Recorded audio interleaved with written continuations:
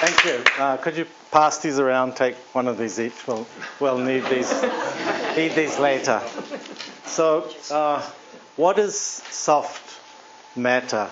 Let's look at this silly putty, and it's a pretty good ball, actually. All right. So I'm just going to put this here. Whoops. It's too soft.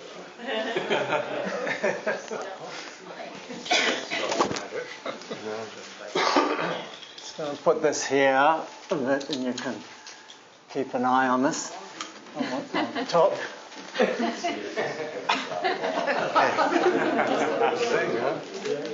So I want to put down a bit of a profile of some features of soft matter and then take you through 4 vignettes, examples that will illustrate these features. So that will fill in what we mean by what I'm going to write here.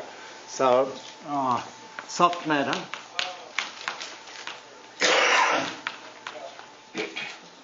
Its main characteristics are complexity. And actually, if you look at things in the right way, there's simplicity also in this complexity. So this is one feature. Second very important one is flexibility.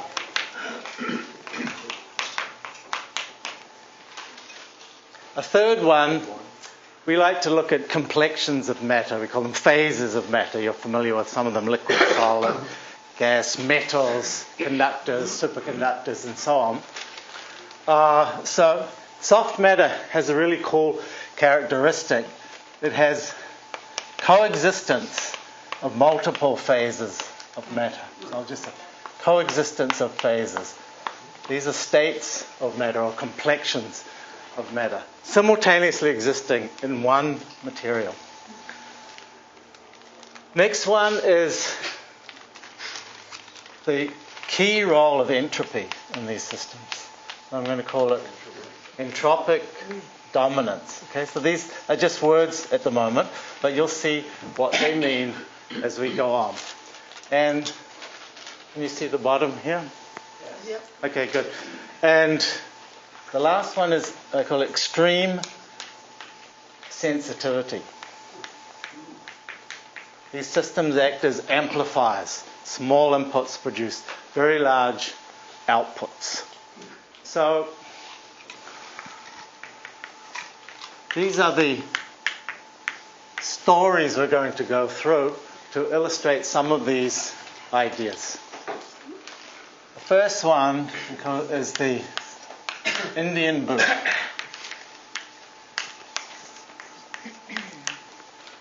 The second one is rubber thermodynamics. Yeah, we'll see what that means.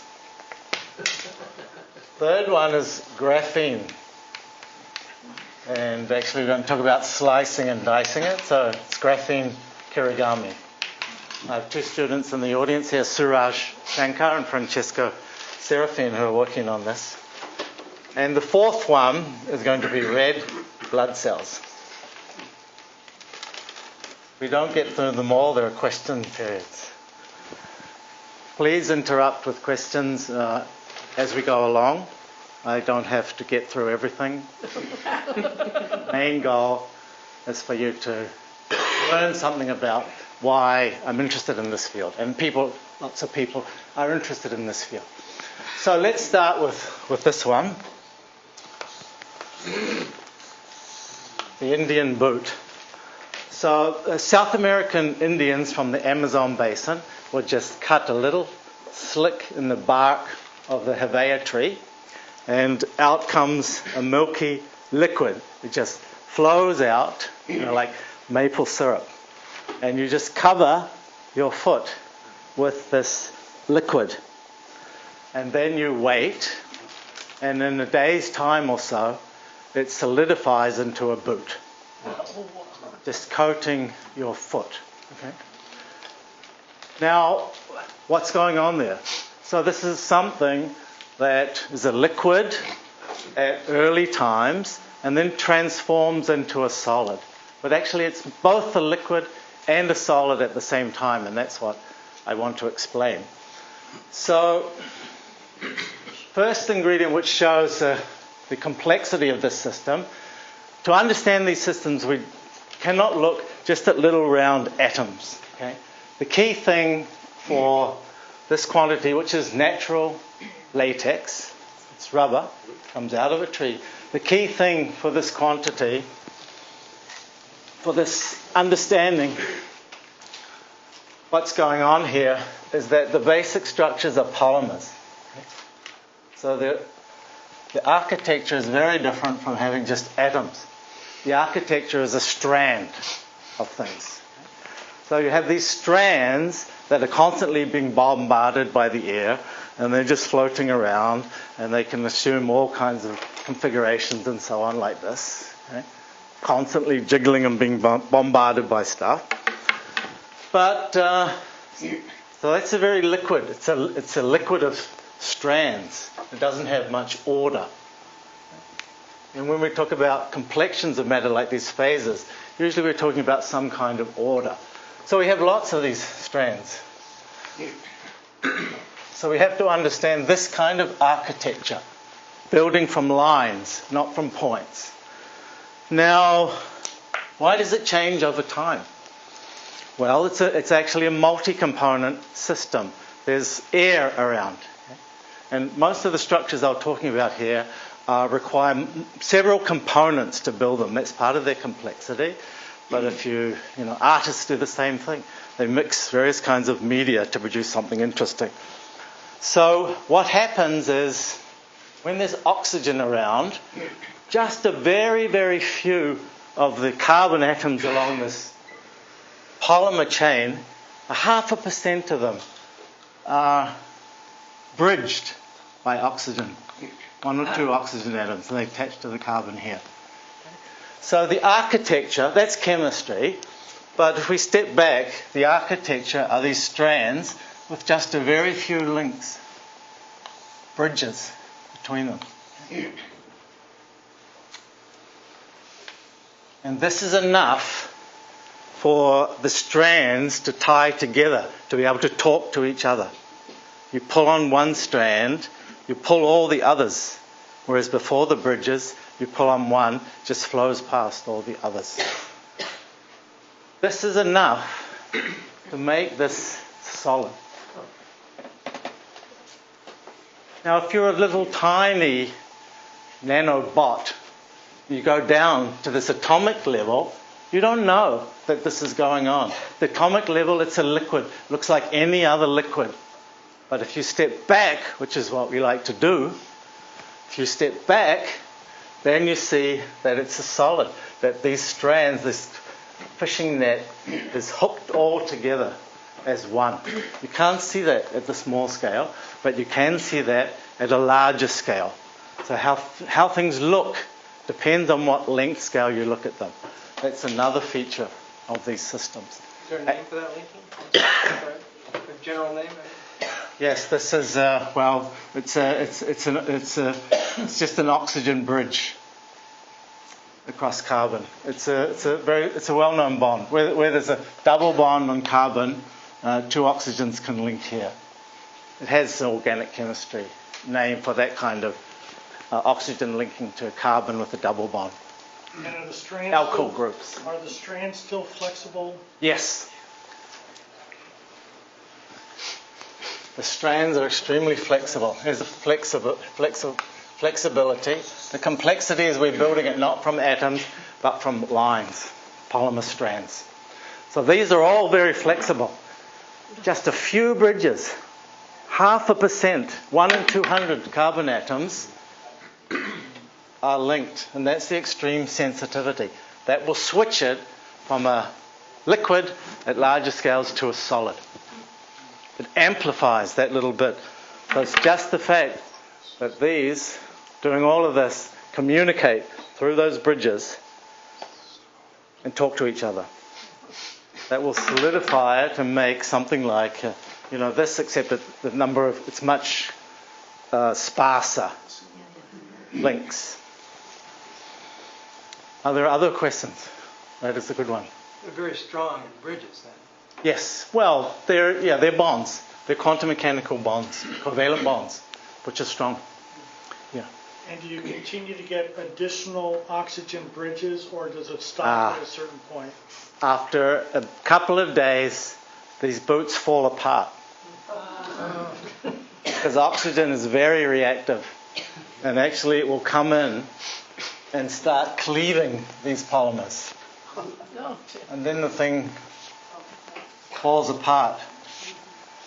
Like some of the wires on the boat the other day. Okay, so, yes. So does it become more solid just because of the friction of having to move so many pieces, or is it happening It's not really friction. Is that when I pull on one, I'm pulling on all of them. This is one connected network. Why don't they all just move? They do. They're constantly moving, jiggling. But there's another one here connected to it, like you solder strands of spaghetti together. So this is constantly moving, but it pulls on the other one. That's enough to resist shear as a sheet. So that makes it a solid. It doesn't flow like a liquid as a whole, but it's made up of all these flexible polymer strands, but linked. So the architecture is different. The network is different. Does that answer the question? Yeah. So what Goodyear did, he's a chemist. And so he played around and he eliminated the oxygen from the environment and replaced it with sulfur. It's very similar chemically, but it's not as reactive. So it makes exactly the same bridges as oxygen, but it doesn't cleave the polymer strands later, and that's rubber. That's what we use in our tires. That's Goodyear rubber. Okay? So that was the discovery of rubber. It's purely this kind of architecture. Yes? Why don't more oxygen bonds form than the 0.5% you mentioned? Because there's a relatively low concentration of oxygen. So if you expose it to a lot of oxygen, that would happen. But you don't. It already solidifies when 1 and 200 are linked. So once it solidifies, you're in. You have that solid phase of matter. But if you expose it, there'll be more links. But then there's cleaving, which makes the whole thing fall apart. The sulfur doesn't do that, but it makes the bridges. Yes. So if you took this solid with 1% oxygen bonds and threw it in a rich oxygen environment, it would would disintegrate. The oxygen would start cutting the strands like scissors, but sulfur doesn't.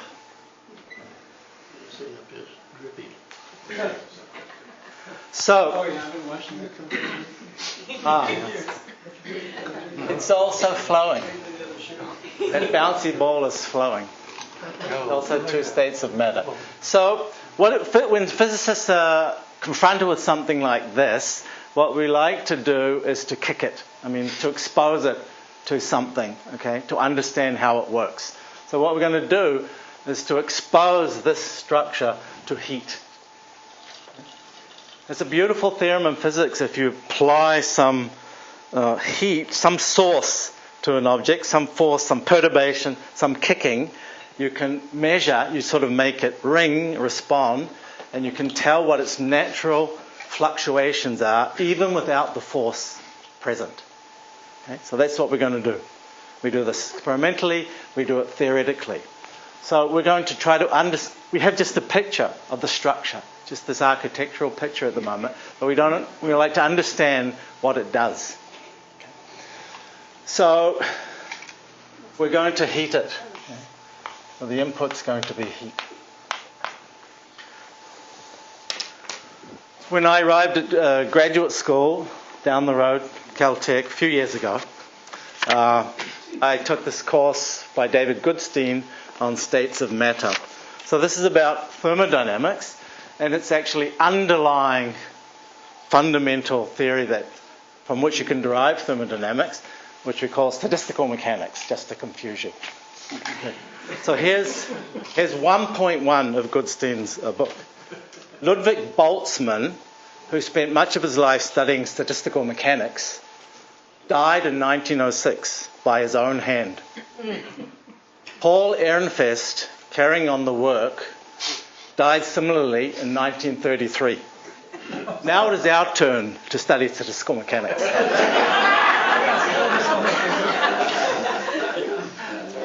I survived that. But you might be a little rusty on thermodynamics, so we're going to have a 4-minute lightning tutorial to bring you up completely up to speed with advanced thermodynamics. So here we go.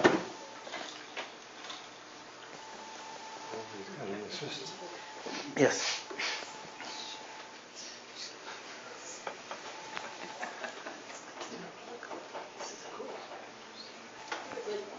The world today is undoubtedly this problem of not being able to talk to scientists. They don't understand science. They can't talk to us because they don't understand anything else, poor dear. This problem, I think it was C.P. Snow first raised it, Sir Charles Snow in private life. Think carefully. In his books, Science and Government, and so on. Mind you, I haven't read it. I'm waiting for the play to come. He says, quite rightly, he says, it's no good going up to a scientist and saying to him, as you would to anybody else, you know, good morning, how are you, lend me a quid, and so on. Then you just glare at you, or make a rude retort, or something. You have to speak to him in language that he'll understand. I mean, you go up to him and say something like, H2SO4, Professor. Don't synthesize anything I wouldn't synthesize. And the reciprocal of pi to your good wife. This he will understand. Snow says that nobody can consider themselves educated who doesn't know at least the basic language of science. I mean, things like Sir Edward Boyle's law, for example. The greater the external pressure, the greater the volume of hot air.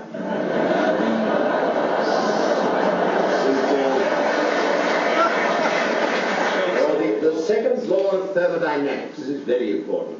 I was somewhat shocked the other day to discover that my partner not only doesn't know the second law, he doesn't even know the first law of thermodynamics.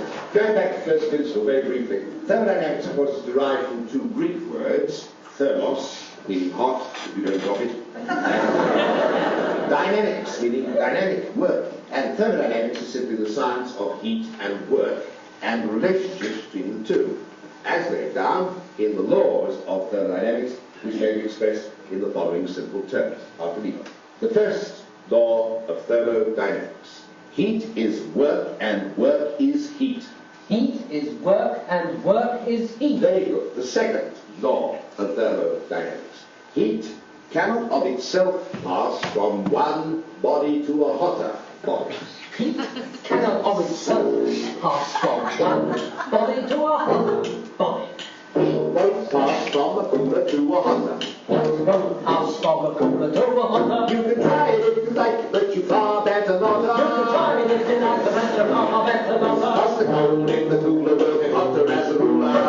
In the cooler will get hotter as a ruler. Cause the hotter body's heat will pass through the cooler. Cause the hotter body's heat will pass That's through the all. cooler. Heat is work and work is heat and work is heat and heat is work. Heat will pass by conduction and heat will pass by conduction and heat will pass by convection. Heat will pass by convection and heat will pass by radiation. And that's a physical law. Heat is work and work's a curse. And all the heat in the universe is gonna cool down. If it can't increase, then there'll be no more work and there'll be perfect peace. Yeah, that's entropy, man. All because of the second law of thermodynamics, which lays down that pass from the cooler to the hotter. Get hotter as a ruler, cause the hotter body's heat will pass to the hotter. The gas will pass out the hotter to the hotter. If you like the cold, you're the cooler. Cold in the cooler will get hotter as a ruler. That's a simple law. Oh, I'm hot. Hot? Because you've been working. Oh, people, nothing. That's the second law of thermodynamics.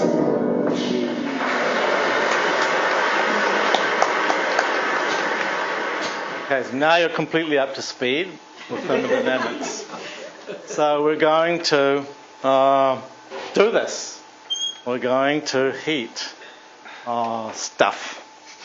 So let's start. Let's start with this. This is a metal. What happens when you heat this?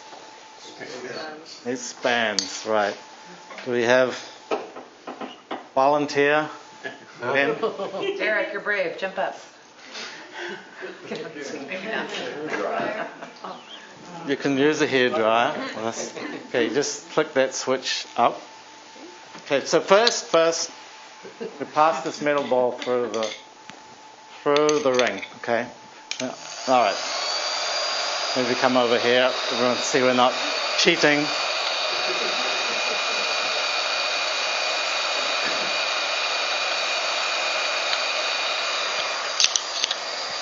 Maybe hit it a little bit more.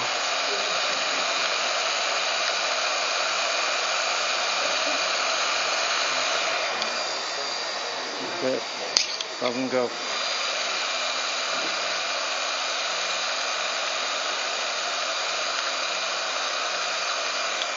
Okay, doesn't go through. Okay. Magic of physics. Now, so heat expands things. So let's take rubber. Okay. So here's a rubber band like the ones that are handed out, only it's a cooler colour. So you can buy these in Office Depot. I'm going to put it here. We want to stretch it out a bit. Pull out those. It's a polymer. Same stuff we've been talking about.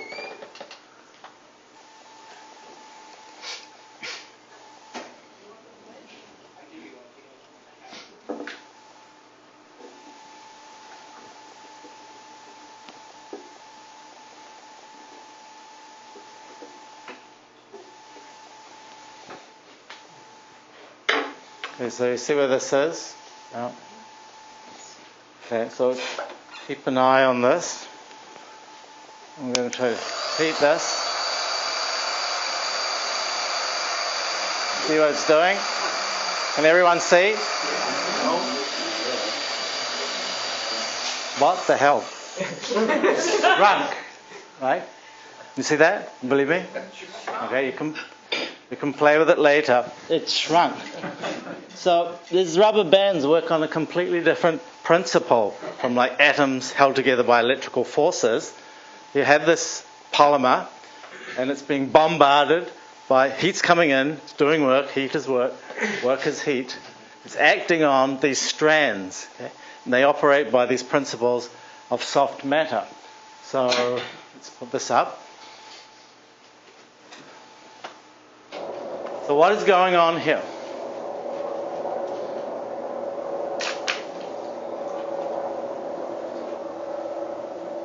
We've pulled out these polymers a little bit with that weight. So let's look at an individual one. Take this down now.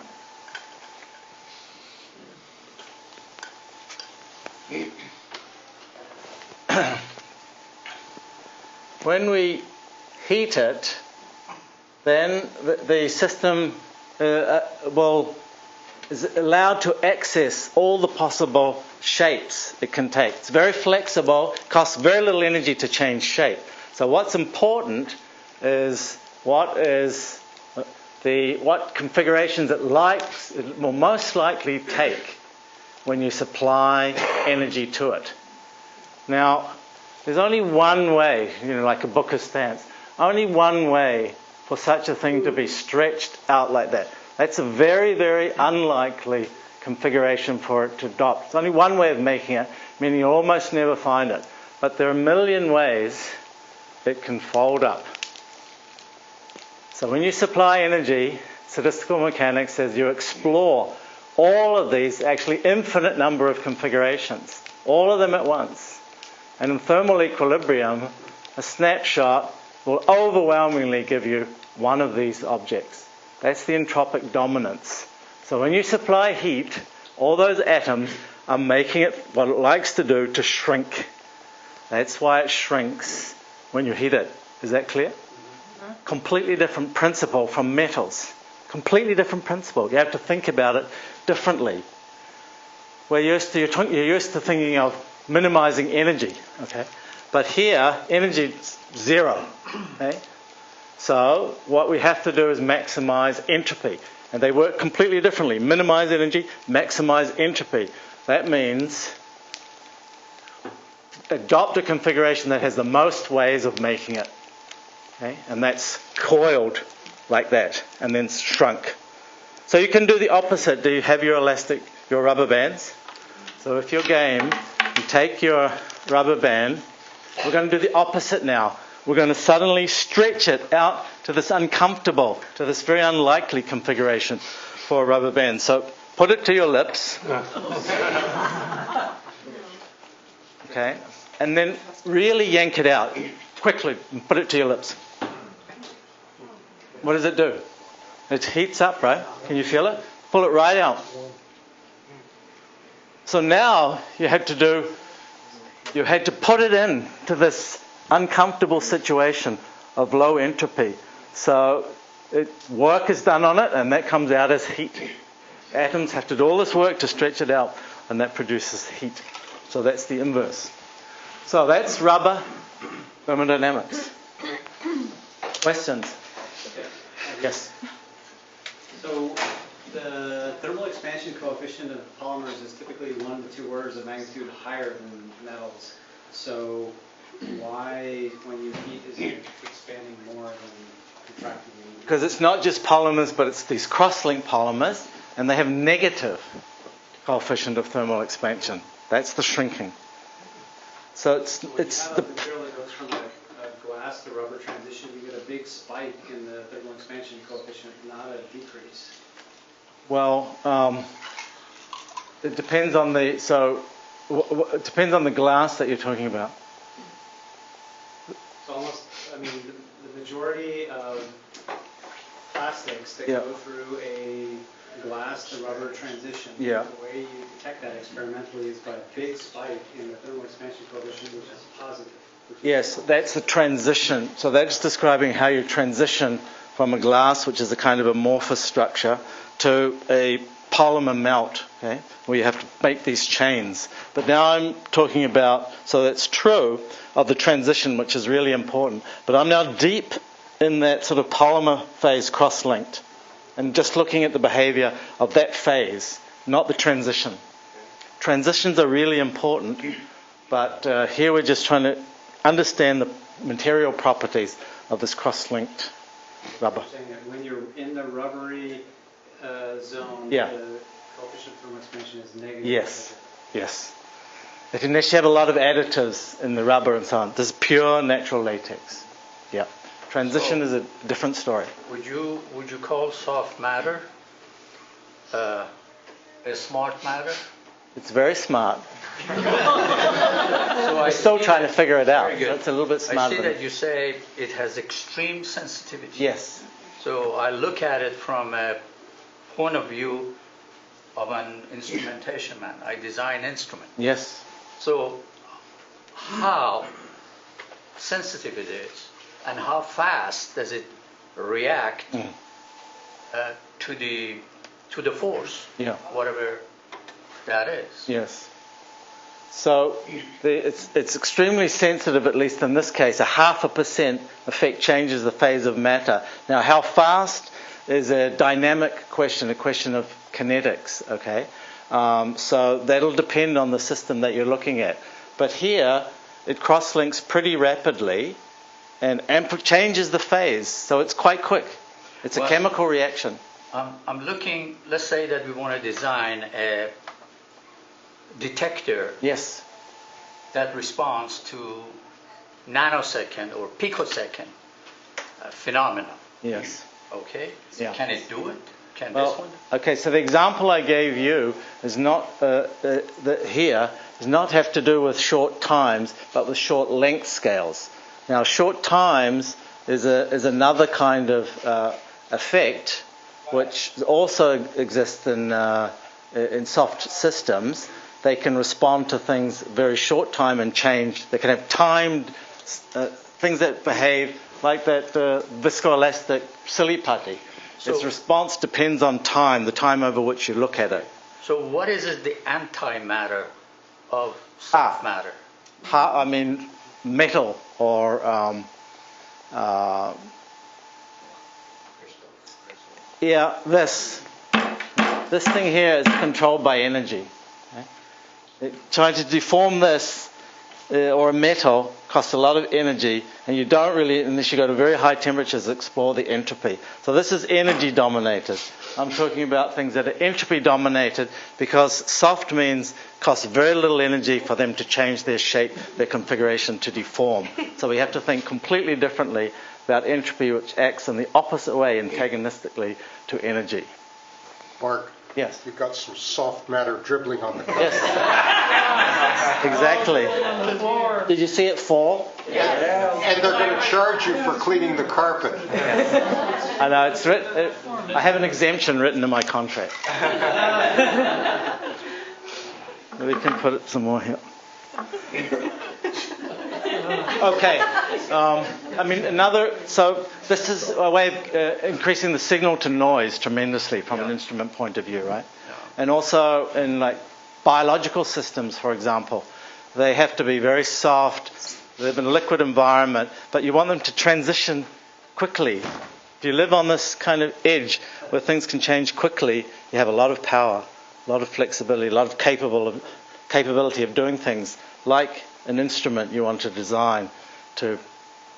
So it's a wonderful thing because it has many states. Yes, simultaneously. Yeah. It's not transitioning from one to another. It's a scale-dependent state. Yeah. All sitting there in one material. Yeah. Yeah. Because you can have several detectors operating at the same time. Yes. That's wonderful. It is. And we need to think about it completely differently. If you can calculate the energy of something, that is child's play compared to calculating entropy. Because entropy, you have to count typically an infinite number of configurations. Like fold a book of stamps, how many ways can you do it? The mathematicians call it combinatorics. It's very, very hard to count when the number is near infinity. You get the precise growth. That's a hard problem. Calculating entropy is very hard and very fundamental. It's similar to music. Yes, some sense. So are most types of soft matter then designed by evolution or some abiotic? Both. And we don't really know the role that evolution plays. Some occur naturally. It's not clear if what they're optimizing, if they are produced by evolution. So it's a good question, but we don't really know. Yes? In the Indian boot, you described strands being connected this way, but in your flexible, you have them connected this way. Oh, well, this is just a model of the polymer. What is this connection? So that thing is rubber, already has the cross links in it. But are they this way? Are they this way? Are they just interwoven? They're between strands. So here's one, and then I have another one. Okay. I have another one hanging down, and there's a little bridge. So every they're so also often. bridge connected. They're connected by bridges, and the rubber is already the latex, which are long hydrocarbon chains, like polystyrene and so on, with these little bridges. Of oxygen? Yes, oxygen bridges, connecting a carbon atom here to another strand here. This is a long polymer, can be any kind of polymer. That's the beautiful thing. And then this chemical bond just connects them. So architecturally, you have a link here, and another little link over here, bridge. And that's your elastic, yes. They have similar structures with like proteins, like albumin. Okay, so proteins, again, they're biopolymers typically, or many of them. So they're long chains of amino acids, and yes, there are lots of like hydrogen bonds, disulfide bonds, all kinds of things that link proteins together. For example, your hair. Your hair is made of proteins, and it's cross-linked by these little disulfide bonds. And when you take a shower and you pour water on it, the water breaks those bonds and your hair goes limp. It's the same thing. The polymer's just falling apart by breaking those little bridges. And then it dries out and reforms. So we can do that experiment later if you want. More questions? Yes? What about entanglements? Yes. So this is a kind of entanglement. You can get more complicated entanglements. Things pass over, and then they effectively, because things can't actually pass through each other most of the time in nature, then if you have enough of them, they're kind of entangled, and that can produce the same effect exactly. This is directly there by a chemical bond, but entanglement, if you have high enough density, does the same thing. Exactly. And then you apply conditioner. You got it. More questions? Yep. Right. Yes. What sort of memory effect do you have? As a detector, let's say that I apply temperature or just like piezoelectric crystal. Yes. So I'm after the thing that I apply piezoelectric, 1 megahertz. It vibrates, shatters the liquid. Yeah. So I want to have a higher frequency, which means that the droplet of a sample is going to be smaller. Yeah. If you cycle these things under various conditions, they exhibit something that glass does. They have a hysteresis. They don't quite come back to the same thing. So they do have memory, and that's part of their complexity. But we could go into that in more detail afterwards, if you like. Yeah. The glasses are the richest thing that does this, which are slightly more amorphous things. Okay. Now I want to pass to... So we have this sheet now. We're going to pass to the case where we have this an elastic kind of sheet, okay? A little bit more regular. And the example I'm going to use is graphene, because it's a cool one. So graphene is one atomic layer of carbon atoms with this kind of honeycomb lattice. Okay. Now, what is cool about that is the following. Not only is it cool material electrically, but very strong bonds and so on, but the thing is the following. So when you change the thinness of things, so say you take this much paper, it's quite hard to bend, relatively hard to bend, but if you make it 10 times thinner, it's 1,000 times easier to bend. This piece of paper can't even support its own weight. Okay? So 10 times thinner, 1,000 times easier to bend, it becomes much floppier, and it's only 10 times easier to stretch. This is about 10 times harder to stretch than this. So when things get thin, like paper, it always wants to bend. It's very hard to stretch or shear paper, very floppy. So you just go to the limit. Let's go to the thinnest possible thing we can make, one atomic layer. It has electrons flowing up below and above and below, but we don't care about that for the moment. It's 2 angstroms thin. So, 2/10 of a billionth of a meter thin. It is as thin as you can possibly go with atoms. You'd have to use something else, make a quark lattice or something to go thinner. So this means it's very, very floppy. Much floppier than this. It's as floppy as you can go. So it's flopping around all the time like the polymer, but now a sheet. It's like a 2D polymer. Polymers going both directions, making a sheet. And it's going to be flopping around all the time. So again, we're going to heat this object. One material, we're going to heat it.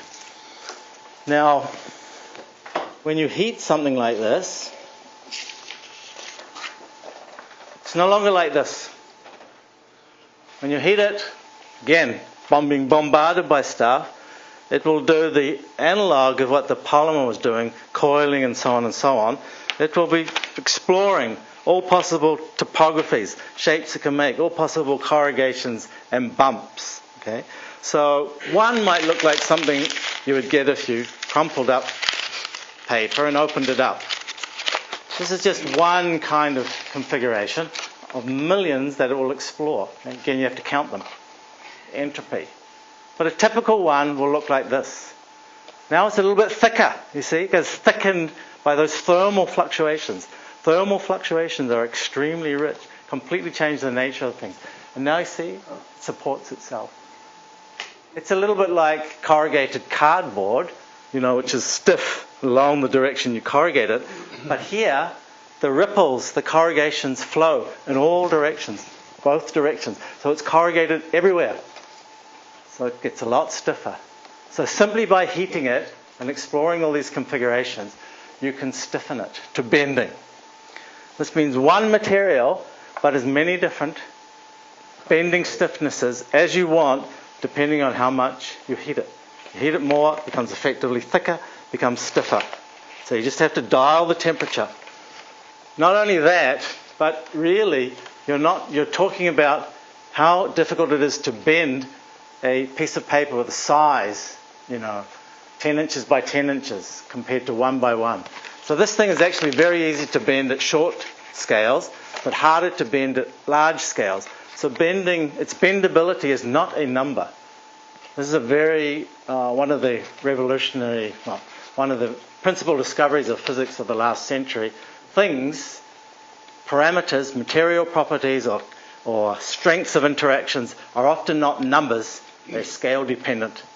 So similarly here, this occurs in quantum field theory, theory of strong interaction, theory of the electrodynamics, but here, driven by thermal fluctuations, it's roughly, if you make it 10 times longer, it's roughly 10 times harder to bend. So you can get any bending stiffness you want just by scaling the size. Okay? And it doesn't matter what it's made of. It's a physical principle.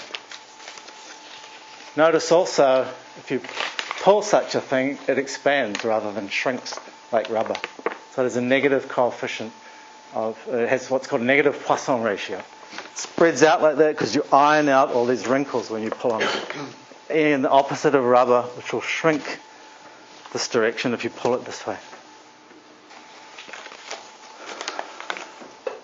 So what we are studying is not only this kind of thing, but we want to understand these kinds of properties, material parameters, when you slice and dice the graphene, which you can do with a laser.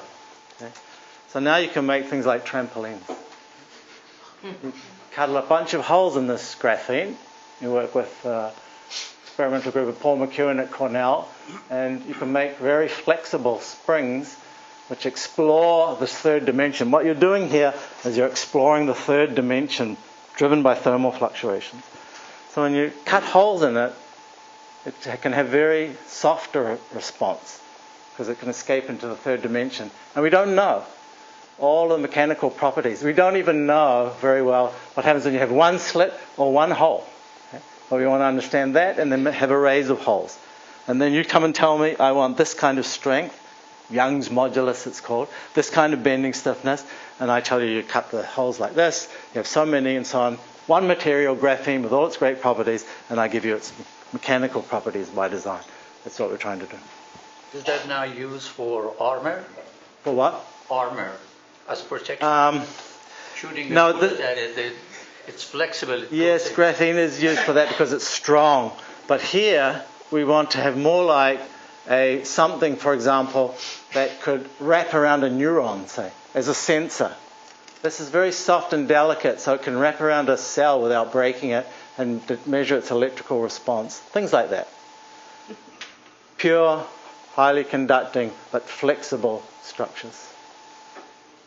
What temperatures are you working at? That's a good question. So room temperature. You can go down. You can go down into vacuum also. So when does graphene get all crumpled up like that red piece of That's what we're trying to do right now. So we don't know. But so it crumples up about 70,000 degrees, at which point graphene is vaporized. But if you put it, what we've shown is you put a bunch of holes in it, then it will crumple at an accessible temperature, not much above room temperature. So we can see the crumpling. We can see this kind of effect, we hope, if we perforate the graphene. We put enough holes in it. What we actually do right now is put a periodic array of holes. There's a paper coming out, Nature Communications, like tomorrow. And you can get it to crumple before it melts, before it vaporizes, at experimentally accessible scales. So you can explore these different phases. Other questions? So if you go to temperature that 30,000 feet above. 30,000 what? 30,000 feet where planes fly. Okay. And that means, what is the effective temperature? Is that going to be harder? I mean, I want to make a plane out of this material, which is light. Yes. So does it? If you lower it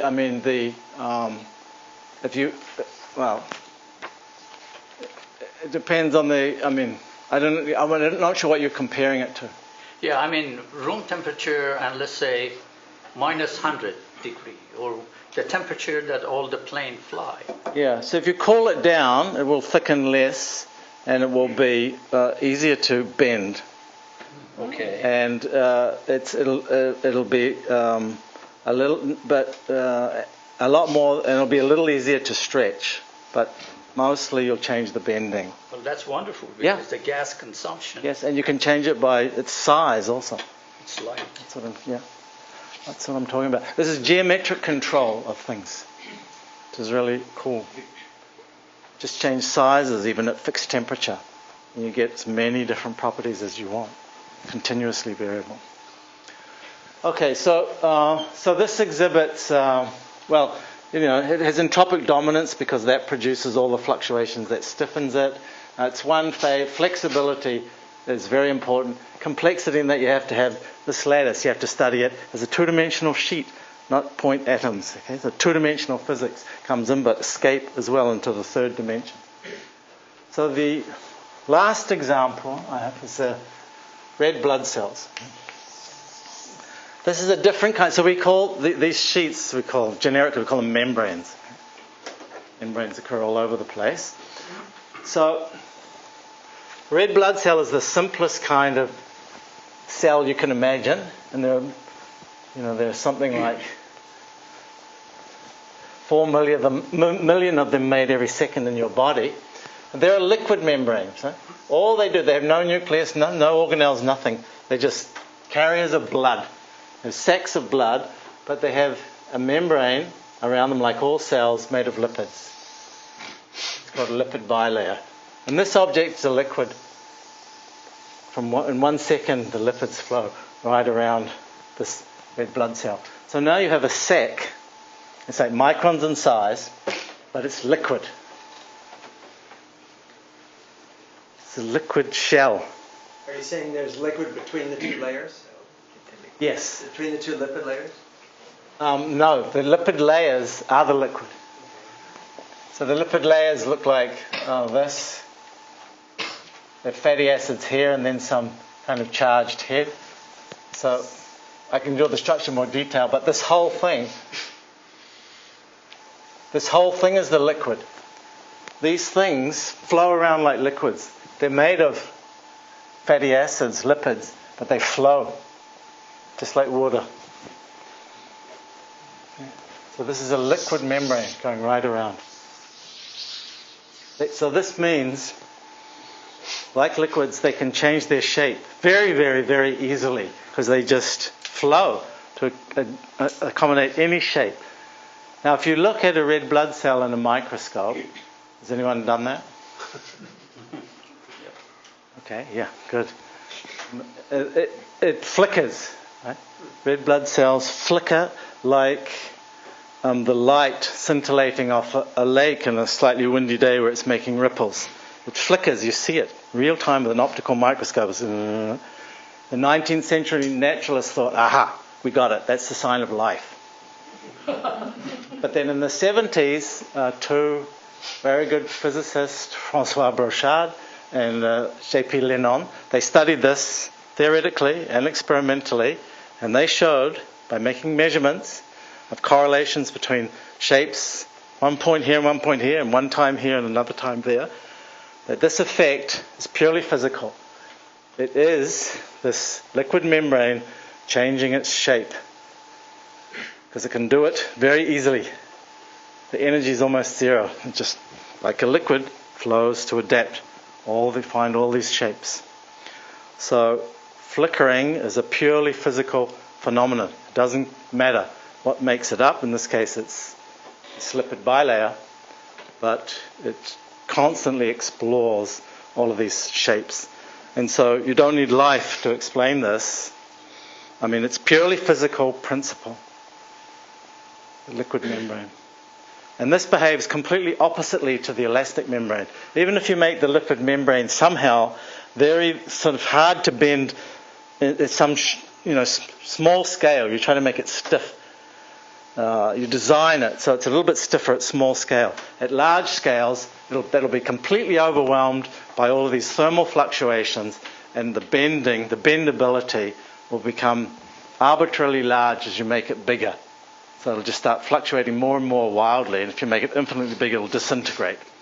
So it's actually unstable, which is why red blood cells have a skeleton, two-dimensional scaffolding underneath to give it a bit more structural integrity. What about if you apply electromagnetic radiation to it, just like cell phone? These particular things don't respond too much to electrical magnetic fields, but if you make a shell of liquid crystal, a different kind of soft matter, which I haven't described here, that has very good electric and magnetic response.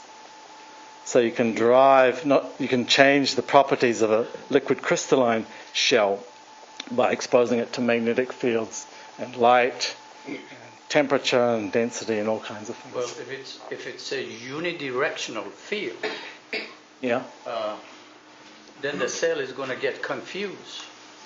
The cell is going to die. But if you apply a field which has many directions, effectively the cell is not going to sense it. That's why people get cancer on ears, as I did. Yeah, involves more structure. That involves looking at the cell as tissue, which is somewhere between liquid and the elastic kind of material I was describing. So that's also soft matter, but a more complicated one. Other questions? So let me just quickly, in 1 minute, summarize. So this Indian boat is complex because it's made of polymers, but if we look at it the right way, we have a simple physical explanation of most of the things it's done. We don't have to worry about the chemistry or what it's made up of. It's crucial that these polymers make coils, that they be flexible. It was a liquid and solid at the same time. And it's dominated not by energy, you have to work out the entropy, and it had extreme sensitivity. The rubber thermodynamics had these multiple phases, also relied on some complexity and flexibility. The graphene kirigami was entropic dominance. There's only one material. The red blood cells is again this entropic dominance. It's always a liquid, so it's the flexibility and what makes the liquid membrane. Okay, thanks.